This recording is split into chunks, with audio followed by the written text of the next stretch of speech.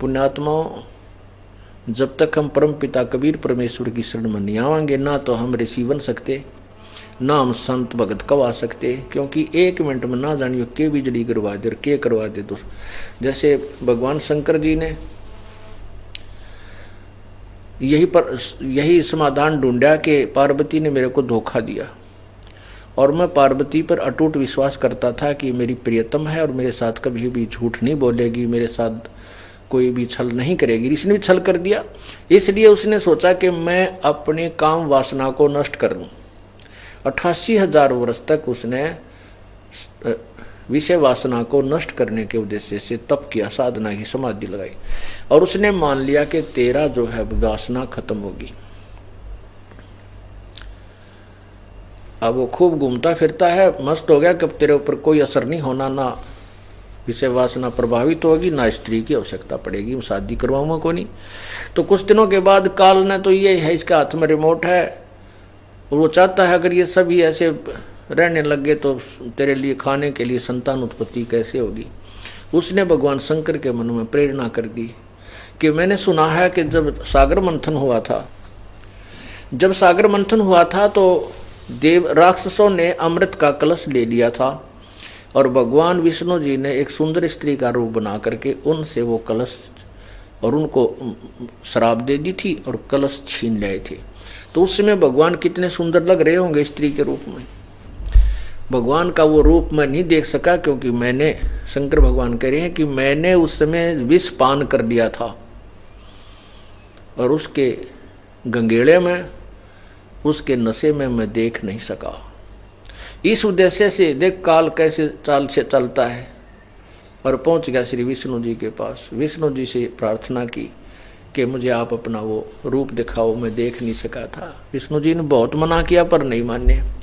तो भगवान ने, श्री विष्णु ने फिर वो एक सुंदर लड़की का रूप बनाया। तो वो भगवान शिव जी के अंदर वो दोष नो के नो फिर व्यापक हो गए और उस लड़की को प्राप्त करने के लिए उसके पीछे पीछे जंगल में सपीटता चल पड़ा और वहां हाथ पकड़ लिया। हाथ पकड़ते ही भगवान विष्णु अपने उसी रूप में आ गए, तब शर्मिंदा हुए। तो यहाँ परमात्मा कहते हैं यहाँ काल सबको नाच नचा रहा है, यहाँ के भगवानों की भी यह दुर्गति है। तो आप कौन से कहते हैं, कुरंग, बरहंग, सरंग और पतंगा,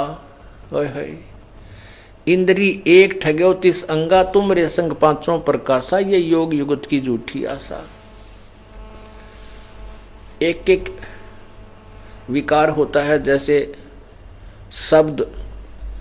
शब्द का विकार होता है इसमें, मृग हिरण में वो कान का शब्द यानी मीठी आवाज सुनने का इतना जो है आदि होता है, उसके इतना वश है कि शिकारी जो होते हैं वो एक प्रकार का ऐसी सुरीली सी आवाज निकालते हैं एक यंत्र से, जो उस हिरण को बहुत प्यारी लगती है और उस आवाज को सुनकर उस शिकारी की तरफ ही चल पड़ता है और वहां जाकर के उसके सामने ऐसे गर्दन रख देता है और शिकारी उसको पकड़ लेता। उसके बस की बात नहीं, उस मृग के बस की बात नहीं, वो इतना वश है उस सुरीली आवाज सुनने के।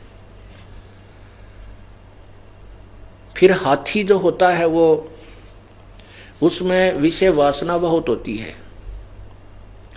शिकार जो पकड़ने वाले, हाथी पकड़ने वाले क्या करते हैं, एक बहुत लंबा चौड़ा सा गड्ढा बना देते हैं, 7-8 फुट चौड़ा, लंबा खूब 150 फुट लंबा, और उसके ऊपर छत दे देते हैं बोदी लकड़ियों की पतली पतली सी, और उसके ऊपर घास मिट्टी डालकर ऐसा घास जमा देते हैं सामने पता ना लगे, वही ताजा घास उसके ऊपर लगा देते हैं मिट्टी में।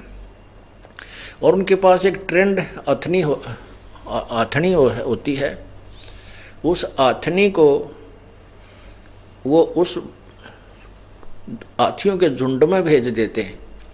वो ट्रेंड होती है, प्रशिक्षित होती है, वो जाती है और हाथियों के साथ सप्रेस करती है अपने शरीर को, उनमें विषय वासना उत्पन्न कर देती है और हाथी फिर उसको प्राप्त करने के लिए प्रयत्न करते हैं तो वो भाग लेती है आगे और उसी साइड में आ जाती है जहां वो गड्ढा बना रखा होता है। तो फिर वो क्या करती है कि निक, उसको पता होता है, वो निकटा करके बिल्कुल, और पहले इधर भागती है, फिर भाग के वापस गड्ढे को दूर से होकर के वह फिर गड्ढे के इधर आ जाती है, फिर सामने भाग लेती है। तो हाथी उसके साथ चलते हैं, जब वो वापस आती दिखती है तो सीधे चल पड़ते हैं, वो सीधे, वो तो इतने अंधे होते हैं उन्हें आगे दिखाई नहीं देता कि आगे किस पर, नहीं तो हाथी बड़ा सूंघ सूंघ का कदम रखता है, कहीं कोई गड्ढा दलदल ना हो, बड़े ध्यान से अपने सूंड से या दृष्टि देखता चलता है। लेकिन उस समय उसको इतना अंधा हो जाता है, आगे वो गड्ढे में हुआ परिवर्तन, वो गड्ढा भी नहीं नजर आता और उसके अंदर गिर जाते हैं। गदाए गद सारे 4-5 है, चारों के पांचों एकदम उसके अंदर जाते, देख हम आगे पीछा भी नहीं देखते।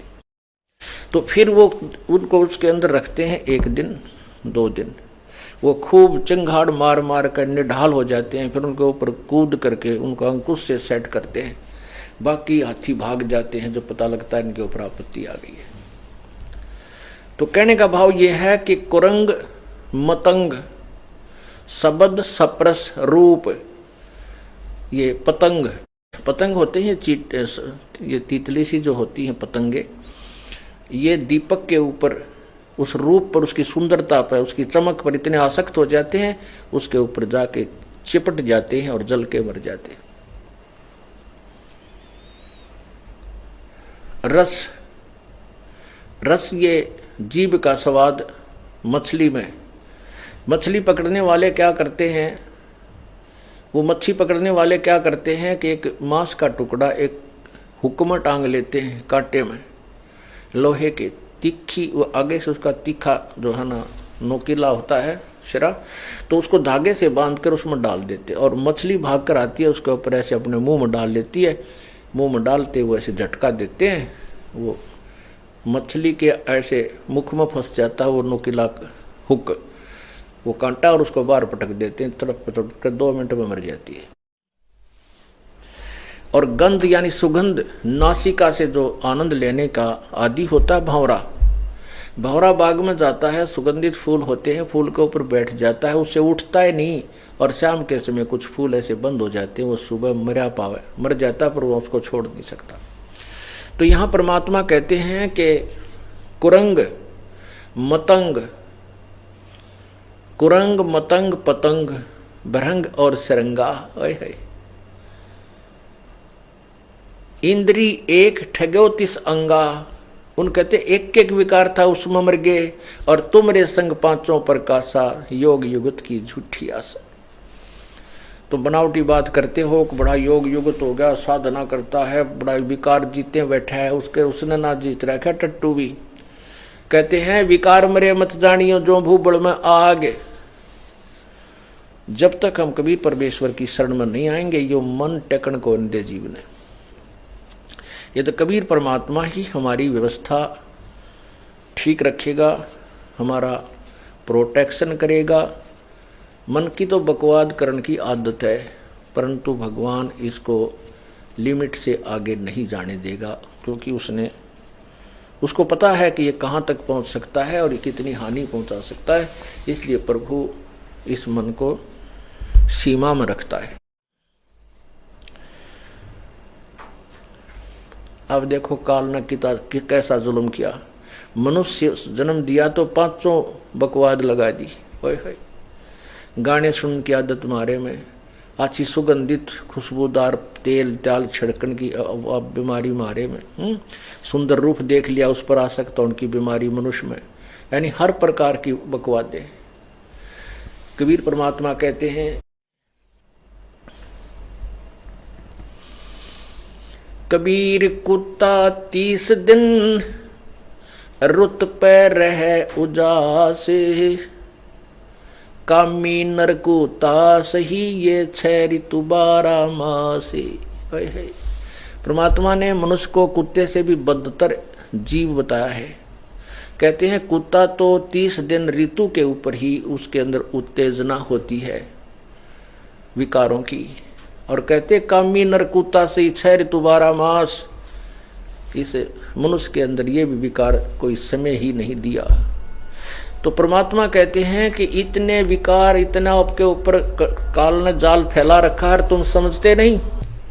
ये काल का एक सुनियोजित षड्यंत्र है, कबीर परमात्मा ने आकर के हमें बताया है। अब उन्होंने बता भी दिया है और हमें हमारा सहयोग नहीं देंगे तो हम यूजलेस हैं।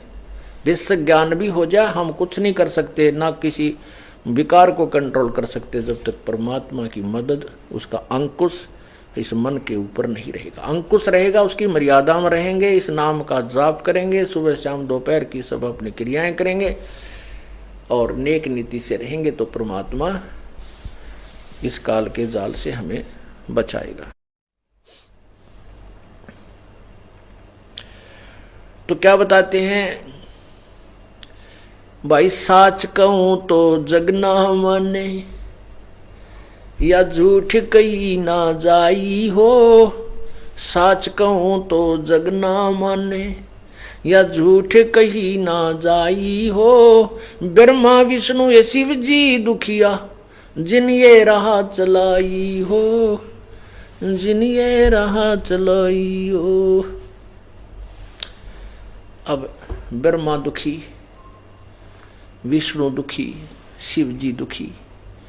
अब भगवान विष्णु के अवतार श्री राम और कृष्ण आए थे, उनका जीवन देख लो, जो एक दिन भी सुख का सांस उनको लिया उन्होंने प्राप्त किया हो तो। भगवान श्री रामचंद्र जी को वनवास हुआ, शादी हुई, शादी होते वनवास हुआ और वनवास में सीता का अपहरण हुआ और जब ना जाने कितने सेना मरी, बहुत दिन तक संघर्ष रहा, हाहाकार मचा रहा, सीता के वियोग में विलाप श्री रामचंद्र जी का। फिर रावण को मारकर लाखों करोड़ों व्यक्तियों को, जीवों को मार करके सीता प्राप्त की। वो पाप श्री कृष्ण राम के, विष्णु जी के बैड अकाउंट में लिखा गया। फिर सीता जी घर पर आई, एक धोबी के कहने तक श्री राम ने निकाल दी। अंतिम श्वास तक सीता कहीं, राम कहीं। श्री रामचंद्र जी अयोध्या के राजा, सीता जी वाल्मीकि जी के आश्रम में, वहीं पर संतान को जन्म दिया। गर्भवती घर से निकाल दी भगवान श्री रामचंद्र जी ने। बताओ, यदि हम अपने भगवानों के चरित्र देखें तो हम एक दिन भी नहीं जी सकते संसार में। एक गर्भवती स्त्री को एक नालायक आदमी के कहने तक घर से निकाल देना है, कौन सी समझदारी बताओ। और खुद भगवान अपनी परीक्षा लेकर लाए थे कि सीता को मैं जब साथ लेकर चलूंगा, मैं जनता की जो है ना बोली तान्य को, व्यंग को सहन नहीं कर सकता, मैं तब लेकर साथ चलूंगा, ये परीक्षा में सफल होगी। परीक्षा में सफल कैसे करना चाहा कि अग्नि में सीता को बैठाया जाएगा, नहीं जली तो ये निष्कलंक है।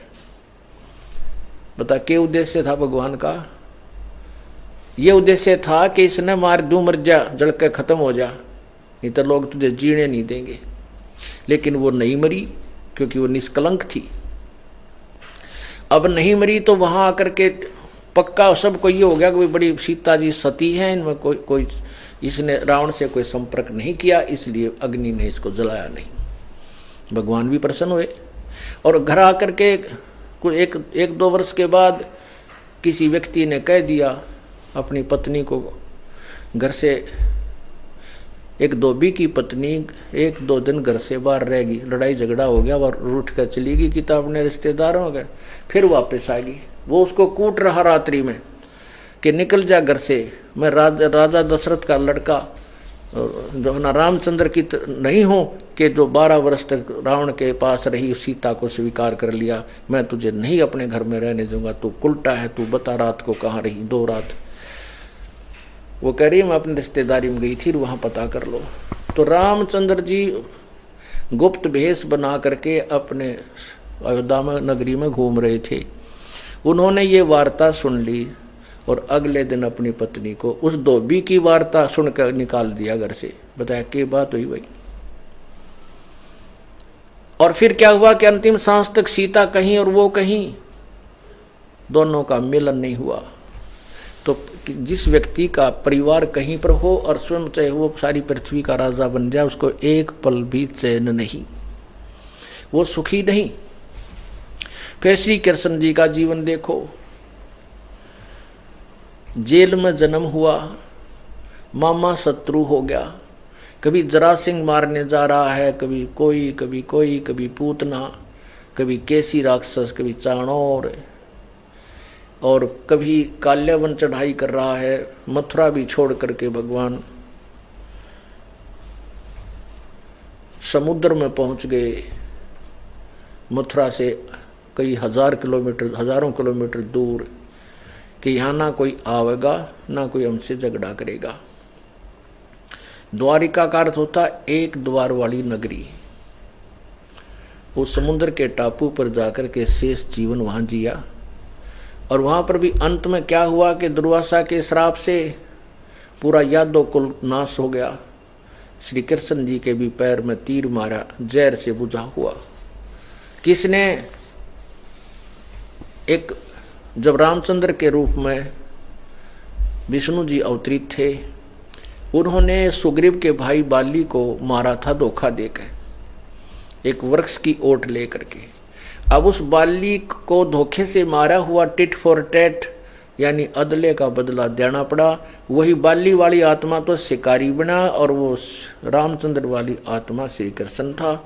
उस बाली ने उसके पांव में तीर मारा, उस शिकारी ने, और भगवान श्री कृष्ण की हत्या हुई, मृत्यु हुई। तो परमात्मा कहते हैं, मैं साच कहूं तो जग ना माने, कि ब्रह्मा विष्णु महेश अमर नहीं है। ब्रह्मा विष्णु महेश ये यहाँ के जो ना आपको मोक्ष नहीं दे सकते, ये पूर्ण शक्ति नहीं है। कहते ये कहूं तो यू जग सिर फोड़े, और झूठ में कह नहीं सकता। साच कहूं तो जग ना माने, झूठ कही ना जाई हो। ये ब्रह्मा विष्णु शिव जी दुखिया, जिन ये राह चलाई हो, जिन ये राह चलाई हो।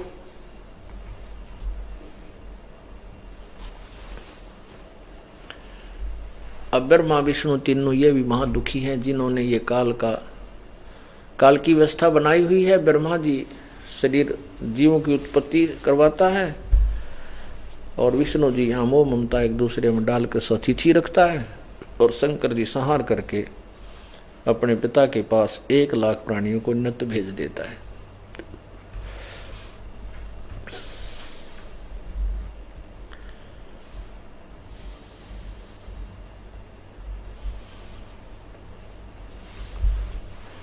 तो परमात्मा कहते हैं कि इसको गरीबदास साहिब जी कहते हैं, कबीर जी बताते हैं कि हमरा ज्ञान किने ना सुनिया, और ये पर भी लेत जात है दुनिया। हमारे ज्ञान को कोई नहीं सुनना चाहता, और कोई इसको बता दे कि वहां पर भी लगेगी, और वहां पहुंच जाता है उस जोड़ में स्नान करने के लिए, तालाब में नहाने के लिए, और हमारी बात पर विश्वास नहीं करता हम जो ज्ञान बताते हैं। इसलिए कहते हैं, संसारी दी गल्ला चिन्ह, नहीं बूझे शब्द जो गहरे नू। ये गहरे ज्ञान को नहीं सुनता। ये जो वचन हम बोलते हैं, शब्द हम बोलते हैं, गहरा अच्छी तत्व ज्ञान सुनाते हैं, इसको नहीं सुनता, और संसारिक लोगों की बातों को तुरंत मान लेता है। मुर्दों से ती प्रीत लगावे, न जाने सतगुरु मेरे नू। जैसे क्या पूजाएं देखी हमने, कोई कहता है हम बाबा हरिदास जी की पूजा करते हैं, कोई कहते हैं हम बाबा गरीबदास की पूजा करते हैं, कोई किसी खेड़े वाले बाबा की, कोई गांव में जोड़ वाले बाबा की, कोई किसी की पूजा करते हैं, जबकि वहां कोई बाबा नहीं, वो तो जा चुके महापुरुष। उनकी जब कोई संत किसी गांव नगर में रहता था, किसी तालाब पर या कहीं पर भी, तो वो उस समय कुछ भक्ति युक्त था, कुछ पूर्व जन्म की भक्ति थी, कुछ वर्तमान में तप ताप करके सिद्धियां प्राप्त कर लेते हैं। उसके आधार पर वो किसी गांव में 2-4 व्यक्तियों को अपनी जेब से लाभ दे देता है, और वो फिर मृत्यु को प्राप्त हो जाता है, फिर उसके अनुयायी बन जाते हैं। उसकी मृत्यु के उपरांत वहाँ उनके शरीर का अंतिम संस्कार करके वहाँ एक यादगार बना देते हैं, और फिर उस यादगार, उस मणि को फिर प्रणाम करने लग जाते हैं। उसी पर दूध चढ़ावे, उसी पर सब कुछ पूजा चढ़ावे, उस पर सारा कुछ उसी की पूजा करने लग जाते। अब परमात्मा कहते हैं कि मुर्दों से ती प्रीत लगावें, वो मर चुके हैं, उन मरे हुओं से मांग करते हैं, और ना जाने सतगुरु मेरे नु। अब जो वर्तमान में संत सतगुरु पूर्ण संत है तत्वदर्शी, उस जीवित सतगुरु से बात नहीं करते। पुण्यात्माओं जो हम पूजाएं करते थे, ईब हंसी आवा, शर्म सी आवा, में क्या पूजा करते थे। जैसे हम बाबा श्याम जी की पूजा करते थे, और एक यहाँ पर दोरड गांव है जुलाने के पास, उस दोरड गांव में हमारी पूजा थी, और हम जाने लगे उस समय। अब तो वहाँ कुछ बड़ा बना दिया वो मंदिर, क्यों जनसंख्या बढ़ती जा रही है, परंपरागत वहाँ डले ढोंड बहुत गणे जाते हैं। तो उस समय क्या था, जब ये दास जाया करता था, चौथी पांचवी छठी में पढ़ते थे, तो वहाँ क्या था कि एक 1.5 2 फुट की तो 4 दीवारी थी, और वो मेरे ख्याल में 300 फुट का एक प्लॉट था जोड़ के ऊपर, और उसके बीच में एक मेरे ख्याल में 4 फुट ऊंचा, मतलब टोटली उसकी ऊपरली टॉप भी 5 फुट की होगी गणित गणी, और नीचे उसमें इतना था कि 2.5 फुट की अंदर सा गुम्बद सा, और उसका 2-1 फुट का गेट, ना उसका दरवाजा। और वहां जाते थे, कोई गुड़ चढ़ा देता, कोई दाने डाल देता, एक जोत ले जाते आली सूखी करके वह ला देते कि तो लाते लाते वह बुझ लेती। एक बार हमारे साथ क्या हुआ कि हम धोखा लग गया, 2 द्वादश बना दी, द्वादशी की पूजा थी, और हमने वो पूजा करके फिर स्कूल में आना था, तो जल्दी चले गए तो वहां कोई नहीं, और हम पहुंचे उस देवता के द्वार पे, उसमें कुत्ता बैठा, पहले उन्हें घर्र देकर हमारी तरफ, हम डर गए, उल्टे हो गए, फिर वो हमारे डर है, वो निकल के भाग गया, हम उड़ा पूजा करके आएंगे, और तेरा गजब हुई, उसका वहां बैठा कुत्ता देवता। तो ऐसी पूजाएं हम करते थे। कहते संसारी दी गल्ला चिन्ह, नहीं बूझे शब्द जुगैरे नू, ये मर्दों से ती प्रीत लगावे, न जाने सतगुरु मेरे नू। अब जैसे किसी गांव में कोई वैद्य रहता हो, डॉक्टर, और अच्छा वैद्य है, दवाई देता है, रोग नाश कर देता है, सुप्रसिद्ध हो गया, और फिर उसकी मृत्यु हो जाती है। मृत्यु को उपरांत उसका अंतिम संस्कार करके वहां कोई यादगार बना दी जाए, और फिर वो रोगी वहां जाएं और उस डॉक्टर से अर्ज करें, उस मरे हुए उस मंडी का ऊपर, कि मेरा रोग काट दो, मेरी बीमारी दूर कर दो।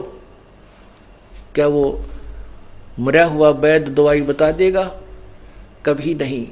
वैसा ही वैद्य ढूंढना पड़ेगा जो जीवित हो और सब रोग के लक्षण देखकर बताओ और आपको दवाई देकर आपको स्वस्थ कर सके।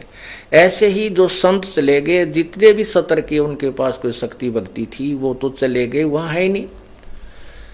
वैसे ही संत यानी कोई संत ढूंढना होगा जो आपके इस जन्म मरण के रोग को नष्ट कर सके। और हमारे सबसे ज्यादा रोग इस जन्म मृत्यु का ही है।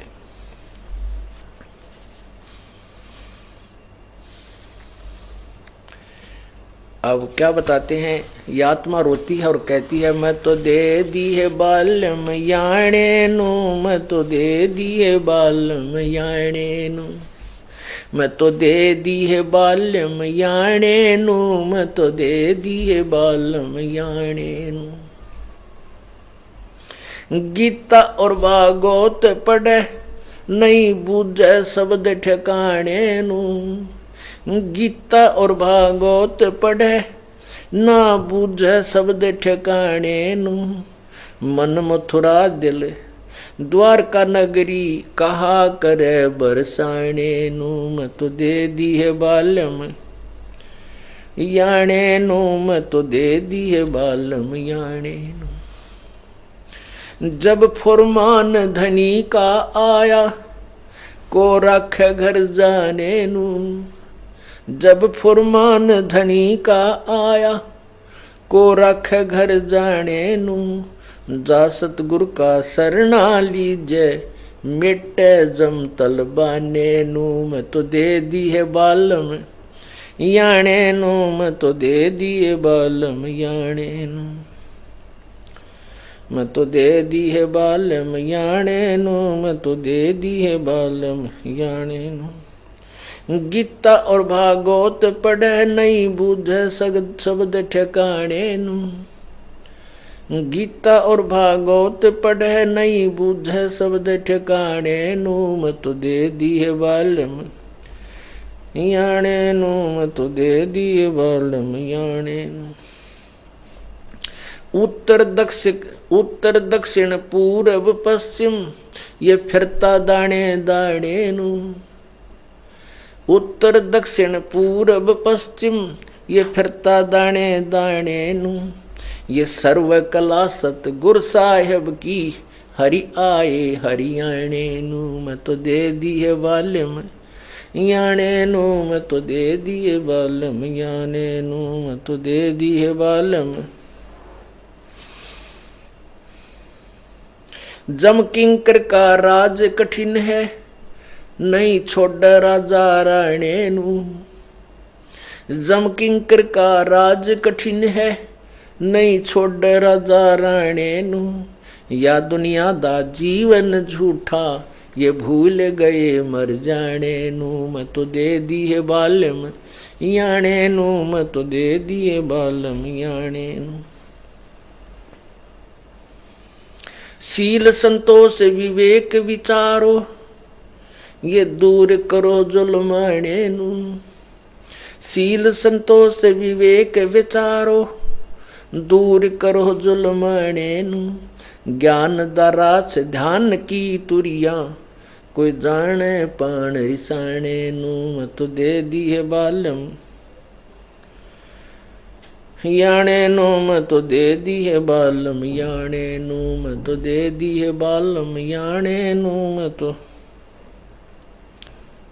महल कपाट सतगुरु ने खोले, अमी महार सिखाने नू, महल कपाट सतगुरु ने खोले, अमी महार सिखाने नू। गरीब दास सुन भंवर उड़ावे, गगन मंडल रम जाने नू, मैं तो दे दी है बालम याणे नू, मैं तो दे दी है बालम याणे नू, मैं तो दे दी है बालम। महल कपाट सतगुरु ने खोले, अमी महार सिखाने नू, महल कपाट सतगुरु ने खोले, अमी महार सिखाने नू।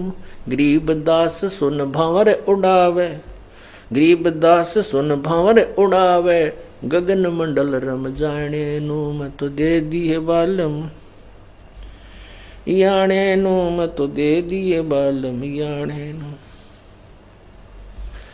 अब क्या बता रहे हैं कि आत्मा भगवान से शिकायत कर रही है कि भगवान मैं तो इस मन अनजान के साथ बांध दी, ये काल ये मन मेरा हमारा नकली पति बन बैठा, और इस नकली ने सारे नकली काम अच्छे लगते हैं, ओरिजिनल काम से दूर भागता है।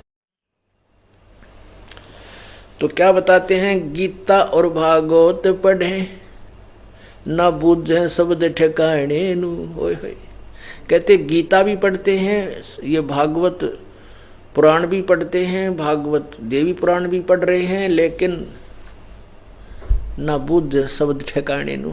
जैसे गीता जी अध्याय नंबर 25 से लेकर 34 तक स्पष्ट किया है कि कोई तो साधना ऐसी करता है, कोई ऐसे करता है, कोई देवताओं की पूजा करता है, कोई योग को से ही अपना संतुष्ट है, कोई हवन करता है, कोई प्राणायाम आदि करके ही अपनी मोक्ष मानता है। ये सभी क्रियाओं को पाप नाशक मानते हैं, जानकर कर रहे हैं। लेकिन परमात्मा के द्वारा गीता जी अध्याय नंबर 4 के श्लोक 32 में स्पष्ट किया है कि उस परमात्मा ने जो अपने मुख्य पूर्ण परमात्मा ने, सच्चिदानंद परमात्मा ने अपने मुख कमल से जो अपना मुख्य ज्ञान यानी तत्व ज्ञान में जो वर्णन किया है उसमें बहुत विस्तार से दिया है कि ये ना करने की, ये इनसे कोई लाभ नहीं होने का। और उस ज्ञान को तू तत्वदर्शी ऋषियों के संतों के पास जाकर सुन और उनसे अपना मोक्ष प्राप्ति का मार्ग पूछ। तो कहते हैं गीता जी पढ़ते हैं पर इस श्लोक के ऊपर ध्यान नहीं देते।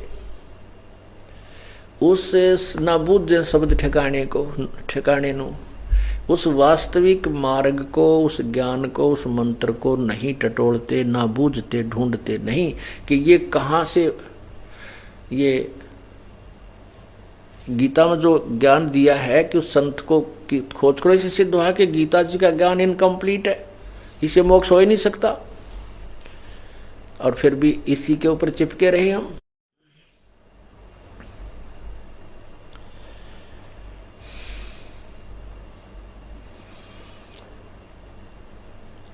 जब फुरमान धनी का आया, को रखे घर जाने नू। कहते हैं जब यहाँ के भगवान काल का, धर्मराज का जब आपको बुलाने का सम्मान होगा, कोई नहीं रोक सकता। आपको नहीं रोक सकते, कोई नहीं रोक सकता, चाहे तुम ब्रह्मा की पूजा कर, चाहे विष्णु की, चाहे शिव जी की। एक बार बताते हैं कि एक ऋषि को किसी भविष्य वक्ता ने बता दिया कि आपकी आयु 5 दिन शेष है। उसको चिंता बन गई। वो गया इंद्र के पास, इंद्र से कहा कि, और साथ में उसने इंद्र के पास गया और उससे प्रार्थना की कि हे देवराज, मेरी 5 दिन की आयु शेष है और मैं चाहता हूं कि मुझे कुछ आयु और मिले ताकि मैं भक्ति कर सकूं, और मेरा कोई उद्देश्य नहीं है। तो इंद्र ने कहा भी बात तो तेरी सच है, पर इसके विषय में मैं तो कुछ नहीं कर सकता, चलो ब्रह्मा जी के पास चलते हैं क्योंकि वे हमारे सृष्टिकर्ता हैं, इवन इतना ज्ञान है। तो वो दोनों जने, इंद्र भी और वो ऋषि भी, ब्रह्मा जी के पास गया, सारी कथा सुनाई। ब्रह्मा जी बोले भाई उद्देश्य तो संत का बिल्कुल ठीक है, ऋषि का, ये कोई स्वार्थवश तो एक्सटेंशन मांगता नहीं, बस अपने भक्ति के लिए मांग रहा है, पर मेरे पास इसका कोई समाधान नहीं, विष्णु जी के पास चलते हैं। अब विष्णु जी के पास गए। विष्णु जी कहते हैं ये विष्णु जी पालन करता है हमारे, वही व्यवस्था कर सकते हैं। विष्णु जी को भी ये कथा सुनाई तो विष्णु जी ने कहा भी बात तो महात्मा की बिल्कुल ठीक है, ऋषि जी की बात तो बिल्कुल ठीक है, स्वार्थवश तो कुछ डिमांड कर नहीं रहा भाई, पर मेरे बस की बात नहीं है, ये तो भगवान शंकर यहाँ का संहार करता है, वो क्षमा कर सकते हैं, उनके पास चलो। भगवान शंकर के पास गए, शंकर जी से प्रार्थना की। अब शंकर जी ने भी सुनी सारी कथा, वो भी सहमत हो गए कि बात तो ठीक है, क्योंकि ऋषि जो है अपने स्वार्थवश से नहीं एक्सटेंशन चाह रहा, जीवन की वायु वृद्धि नहीं चाह रहा है, तो केवल परमार्थ के लिए चाह रहा था, इसमें कोई दोष भी नहीं। परंतु मैं कुछ नहीं कर सकता, मैं तो उसी को मारता हूं जो ऊपर से आदेश आता है। कहां से? धर्मराज से। तो वो तीनों सभी कहने लगे चलो धर्मराज के पास चलते हैं। अब ब्रह्मा जी, विष्णु जी, शिव जी, इंद्र और वो ऋषि, वो पांचों के पांचों उस धर्मराज के दरबार में गए और धर्मराज से जाकर कहा कि धर्मराज आप इस ऋषि का जीवन एक्सटेंड कर दो, इसकी आयु बढ़ा दो। वो तीनों देवता कहने लगे, ब्रह्मा विष्णु महेश। अब धर्मराज ने देखा, वो अपना उठाकर उसकी आत्मा का जो नंबर है उस कोड वर्ड से वो देखा कि इसकी कितनी आयु है। वो उस दिन 5वां दिन था, जो उसकी मृत्यु होनी थी वो दिन था, और उसमें लिखा हुआ था कि इसकी मृत्यु धर्मराज के दरबार में हो और ब्रह्मा विष्णु महेश और इंद्र इसके साथ हों। उस धर्मराज ने तो मौका मिल गया, देख बनाया बनाया मार पा गया, वो उसी टाइम में मर गया। तो मारना ही था, समय अंत था उसका, वो मार दिया, मर गया। अब विष्णु जी ने सुदर्शन चक्र पहना लिया और शंकर जी ने त्रिशूल काट लिया। कहने लगा तूने हमारी आय की जो है ना इज्जत नहीं रखी, इतना भी समय नहीं दिया कि हम आपसे प्रार्थना ही कर रहे थे, इतने में तूने इसको मार डाला। धर्मराज बोला, देवताओं मेरी बात सुनो, ये भगवान की बई है, मेरे तरफ का लेख नहीं, इसमें ऑटोमेटिक सबका लिखा जाता है, मैं उसी के अनुसार मन तो चिंता हो रही थी कि तुम पांचवा ने क्यों कर इकट्ठा करो, मेरे दरबार में तुम आप पाएंगे भलाओ तुम्हारा। मैं तो इस चिंता में था कि तुम पांचवा ने कैसे इकट्ठे करूं मेरे यहाँ, और जब इसने मारूं, मैं नहीं कि कुछ करता, ये जैसा भी लिखा है ये देख लो। उनको पढ़ के सुना दिया कि इसकी मृत्यु धर्मराज के दरबार में हो और ब्रह्मा विष्णु महेश और इंद्र इनके साथ खड़े हो, ये देख लियो भगवान का लेख है। और यदि इसकी उम्र बढ़वानी है तो तुम दे दो, कोई सा बढ़वा लो, दोनों तीनों पाछे सरके ने हम क्यों दे, अपनी जान सबको प्यारी लगती है। तो क्या बताते हैं, जब फुरमान धनी का आया को रखे घर जाने नू, और जा सतगुर की मैं बलिहारी जो मेटे जम तल बाणे नू, मैं तो दे दी है बालम याणे नू, मैं तो दे दी है बालम याणे नू। कहते मैं तो सतगुर के ऊपर बलिहारी हूं, जो इस काल के इस संबंध काट दे, खत्म कर दे, भाग जाए यहां से।